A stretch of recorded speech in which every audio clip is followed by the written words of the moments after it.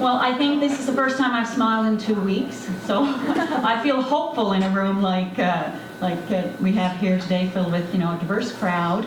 My name is Mona Rossiter, and I'm going to be your MC for this morning, and I am a concerned citizen, part of the Common Front NL. So before I begin and introduce our guests, let me just tell you a little bit about, well, what Common Front NL is. Some of you may have read a little bit about it, and others of you may not know. But it's really a group of like-minded, really, organizations, labor, social justice groups that have come together with really a common goal, focused on creating a constructive dialogue and good research about what a good economy looks like in Newfoundland and Labrador, and how we can work together to create that good economy that's supported by solid public services and by the right social network to make sure that the economy serves everybody and that everybody gets to participate in the economy and feel good about the province of Newfoundland, all that we have to offer, and all that we have to give one another. So that's kind of a little bit of the foundation of Common Front NL. The reason why you're here this morning is we're going to launch a campaign called We Are NL. As many of you know, Common Front was created before the budget. It was a coalition of people who got together, people and organizations that got together that wanted to look at ways that we could strengthen our economy where no one was left behind. Now, the St. John Status of Women Council, we joined the coalition after the last budget.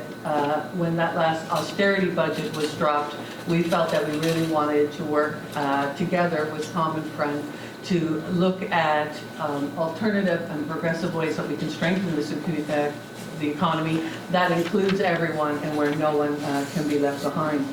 Austerity budgets hurt women. Austerity budgets always disproportionately and negatively affect women. In this province, we're starting right out of the gate with a 66% wage gap. We are the largest population and we are the highest users of services. Austerity budgets cut the services that women are most dependent on, be that healthcare, number one, education, is around childcare, and most importantly, because we experience this very, very high levels of violence, cuts the services, domestic violence supports and services, and things like rural courthouses place women's lives at risk. We joined Common Front because Common Front wanted to put a gender lens on their economic measures, on their research and data. We joined Common Front because they support things like pay equity legislation in this province. We must begin to understand clearly that the higher the socioeconomic status of women, the better the economy is. When women are lifted out of poverty, this enhances our economy for everyone. It's better for our children, our families, and our communities. We are really, really excited to be a part of this coalition, to engage with individuals, with organizations, with government throughout the province, and really look at an alternative economy and an alternative budget where people are not suffering. What we don't need is another accounting exercise. What we need is good governance, and we want to be a part of that moving forward. We're really excited to be a part of this coalition. It's really strong, and we will continue as our roles as Status Women to continue to push to make sure that 52% of the population is not suffering under another austerity budget moving forward. Thank you. I'm happy to be here today to join the movement for a stronger economy.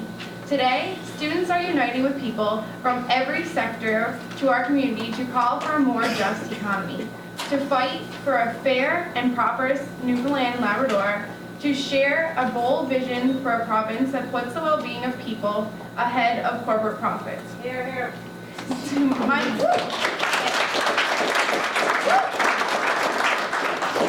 My mom was born and raised in Bermuda, and like so many from Newfoundland and Labrador, was forced to move away. When I was in high school, the desire to return home closer to her family and for a more prosperous future, for decent work for her and a quality education for myself brought us back to this place that we love so much. As a single mother, my mom worked hard to make sure I didn't go without. She worked with a public service job and to save for my education, knowing that in today's economy, a post-secondary education is a prerequisite for a meaningful employment. She didn't want me to be shut out of post-secondary education because of financial barriers. After graduating high school, I moved from Witless Bay to the city to go to Memorial University. Even at the most affordable university in the country, tuition fees are still a burden. Because of my family situation, I didn't qualify for student assistance, so I worked part-time and took out a student loan at the bank, like many of us do. I watched the debt rack up, year after year. I began at MUN, and then I rolled into the College of the North Atlantic my second year in post-secondary education, where tuition fees were more affordable, and I could quickly get to the finish line of being a student. When I looked at the direction our province is headed, building an economy that serves the rich and leaves everybody else behind, I worry for families like mine. For grandchildren born on the mainland who won't be able to afford to come home to get to know their grandparents. For hard-working single parents who struggle to keep their head above water. For young people who won't be able to afford to lay down in Newfoundland and Labrador. When our government cuts public services, families like mine suffer. Over the last couple weeks, people right across Newfoundland and Labrador have been mounting resistance to the provincial budget. Many of my friends have been joining in and are here today. Young people who are outraged that the future we have been promised in this province, the future that we deserve, is being taken from us by a government that has made the choice to prioritize their friends and the big businesses over the people of the province. Shame. We know that these cuts are short-sighted, knee-jerk reactions to the current fiscal crunch that we have long-term repercussions on our community. We know that laying off workers, saddling students with massive debt, and dismantling the society safety net will not build a stronger economy for today, or a stronger economy for the future. We know that targeting the most vulnerable Newfoundlanders and Labradorians with cuts will have devastating effects on their lives and the lives of their families. We need to learn from the mistakes of the past in Newfoundland and Labrador and around the world. Austerity in times of economic downturn just further weakens the economy. It most greatly impacts our most vulnerable citizens and sends our youth packing. I want to see a future for myself, here in a province that I love. That is what the Common Front is all about. It's about having a vision for Newfoundland and Labrador that we can all get behind. A vision for an economy that leaves no one behind. And together we can make this vision a reality. Look around all the groups in this room today. We are nurses, we are teachers, we are youth, we are workers, we are immigrants, we are students, we are women, we are seniors, we are from the lower class, we are from the middle class. We are Newfoundland and Labrador. And I know that together we can build a better province for all of us. Thank you. And you know, Bridget ended on exactly where I want to start. So Bridget talked about we are Newfoundland and Labrador, and she talked about the hope and the type of province that we can have. And folks, that's really what Common Front NL is about. That's really what this campaign is about. It's about building a stronger economy because we know that there are other options out there that can make this the type of province that we all want to live and to work and to thrive in. Jenny alluded to, as did Bridget, the number of folks who are part of this coalition. I do want to recognize everyone who's in the room. The number of people that have come together to be part of this movement is really incredible. It's really inspiring. And you can tell from not only the folks who are behind me, but the folks who've shown up in the audience, the level of concern that is out there, and I would say to you as well, the level of hope that is out there. Mona told you that some time ago, months ago, there were a group of concerned citizens in this province who did not like where the conversation was headed around our economy. It was all doom and gloom, it was all negative. The Liberal government's own consultations started off with the premise, what do we cut? we believed and still believe that that approach is absolutely wrong and that it sets our economy up to fail. And we are going to work very hard through this coalition and through this campaign to turn that around. So, in light of that, we were very mindful that there was positive, progressive alternatives out there and that those alternatives were not being talked about. So we embarked on a series of really high-quality research to look at some alternatives and to see what we could do to set us on the right path. We then put in place some proposals around a solution to build a better economy, and I'll highlight those for you very briefly. Underlying all of this, though, we know that the choices that our government make are critical for our economy and for the society that we're going to live in. And we are at a pivotal point. The reality is, folks, that the government had an opportunity to put some positive things in change and to seize an opportunity to rebuild our economy. Their budget failed, and it failed miserably. And we all know that there's a lot of anger out there, and that anger is very well placed, and it is rightfully so. We've also heard who that anger impacts the worst. It is our most vulnerable in our society, and we absolutely can do better. So there's been a lot of anger, there's been a lot of negativity. However, I don't think we've talked about this a lot, but the Liberal government budget actually did do something right. Now, for God's sake, don't cough, because you'll miss it. It was very short. But they did do something right, okay? They looked at revenue options. They realized that we have a revenue problem. In all fairness, that revenue problem was not caused by the current Liberal government. We know that the previous Conservative government, even when oil was at $100 a barrel, they ran deficits and they implemented rash tax cuts. This statistic is mind-boggling. The tax cuts that that government implemented account for fully 40% of our current net debt. And that is stark. So the current government did do something right in their budget. They recognized a revenue problem and they attempted to address the tax revenues and the tax system.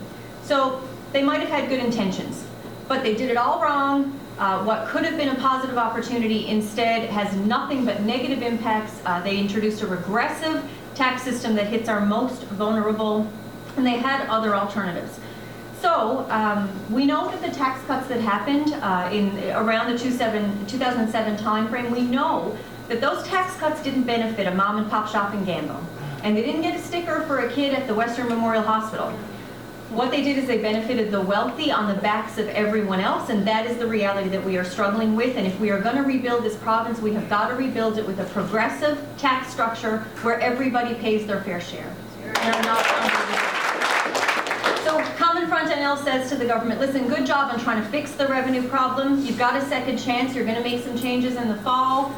Try to do it right the next time, okay? Try to listen to some of the good thinking and the good research that's out there, because we do still have an opportunity to turn this around. So what does that look like? We have got a ton of information. I'll just point out for you, on the table to that side of the room, there's a lot of information, a lot of really good quality research that looks at what some other options are. I encourage you to take it. I encourage you to look on our website, which is wearenl.ca, and get that information. Share it through social media. Be a part of this campaign. I just want to highlight a couple of pieces, though, of this regressive tax system that the government implemented. We've all heard about the levy. Everybody's talking about the levy. So I just want to let you know, the problem with the levy, we need taxes, and the reality is that there is a move afoot across this country where citizens understand that taxes are the price that you pay for the services that we need to live in the type of society that we want to live in. Citizens even indicate that they would be willing to pay a little bit more in terms of taxes for those good quality services. But here's the catch. It's got to be fair. The tax levels have got to be fair. And what the government's just done is not fair at all. So the levy is something that we've heard a lot of discussion about. And we have talked about how unfair it is. So listen to this. Do you know that if you make $50,000 in this province, you pay 6 times more a percentage of your income than someone who makes $450,000? So just like that's the difference. 6 times more than somebody who can afford to pay a little bit more. That has got to be fixed. We have got to build a progressive tax structure that is fair and that does not leave women, students, seniors, immigrants, our most vulnerable people behind, which is what this budget is. I also cannot talk about a fair our tax structure without talking about corporate taxes, because we know that corporate tax cuts do nothing to stimulate the economy. They do nothing to stimulate jobs. The government did put in place a 1% tax increase, but we are still at 15% corporate tax rate. We are still one of the lowest in the country. There's an opportunity for a slightly larger increase there to really build some revenue, put some money in the provincial coffers, and be able to offer the services that the folks that Jenny talked about, that those folks need for their very survival. That's our government's role. Then we have to talk about, so we've got revenue happening on one side. We also have to talk about spending. And Common Front NL believes that we need to increase spending. Yes, in light of the current economic situation, I just said that we need to increase spending. And the reason that we need to increase spending is because in a deficit, you cannot slash and burn your way out of it. Every single austerity budget in this world, in the global economy that has ever been introduced, has failed, and has failed miserably. We have an opportunity here for our government to spend in the public services that not only our people, our most vulnerable people, rely on, but in the public services that can prop up rural communities and that can ensure a quality of life for rural Newfoundland and Labrador, which is a fundamental part of the kind of province that I want to live in. The other thing that public service jobs do, and this cannot be negated, is that they ensure that we have working families who then are paying taxes through income tax and through all of the right types of structured tax of our society. But it also means that if you've got a job, guess what? You're making money. And that means that you've got some money to spend in the local economy, whether it's at a local restaurant or a local business. So a strong public sector jobs pay good wages that can support families, they can support our rural communities, they can ensure that the government has a tax base that they need to provide, for example, elder care in rural Newfoundland and Labrador. So we would argue that a strong public service is absolutely critical to getting us out of the mess that we are currently in financially. And public sector cuts have a disproportionate effect on the economy and on everyone who requires those services. I also want to highlight for you, a lot of folks don't realize this. I think it's easy to say, oh, we've got to cut in the public service. 70% of our public service is in healthcare and education. Those are where those jobs are. And I am certain that none of us would argue that our kids don't deserve quality education and a fair teacher ratio so that they can learn. Nobody would say we need to take nurses out of our current healthcare system when we know what the wait times are. So some analysis on what type of jobs the public sector really offers and what it can do for our economy is critical to understanding how we get out of this mess. There are a number of other options, a number of other things that we will be talking about, and again, please do look at our materials.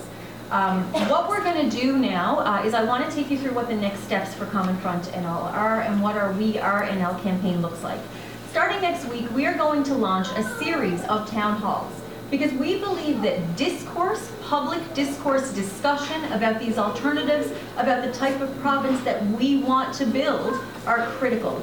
So starting next week in Gander, we are doing a town hall on Monday night at 7 p.m. That town hall will have some guest speakers, but it is open to the public. We are encouraging folks to come out and to be part of that discussion, be part of building the kind of province that we want, be part of We Are NL. We'll also do the following week a town hall very similar in structure in Corner Brook. That'll be on the 11th of May, and one here in St. John's on the 12th of May. Following those town halls, we'll take some notes, we'll do some reports, we'll do some research. We will then look to do over the summer a series of focus groups, and we will increase the research that we have on what these alternatives look like. And I'm very proud to say that it is critical for Common Front NL to apply a gender lens to all of that research, because if we're going to rebuild our economy, we've got to rebuild it in a way that's fair and in a way where our women do not get left behind like they do today. There are lots of alternatives. We need to look at a fair tax structure. We absolutely need to spend our way out of this deficit. We certainly need to be talking about things like a child care program, like elder care in rural communities. We need to talk about pay equity legislation. We need to talk about raising our people up out of poverty. These are all hopeful solutions. And I hope that you feel that that hope is in stark contrast to what we've heard from the current Liberal government. We can build a better province. We are going to do that based on research. We are going to do that based on public consultations. And we are also going to try very hard to build a collaborative approach with the current government so that everybody in this province can come together and can work hard, work diligently, make the choices that need to be made to restructure our economy and to build our NL. Please join us and be part of our campaign, We Are NL, and thank you all very much.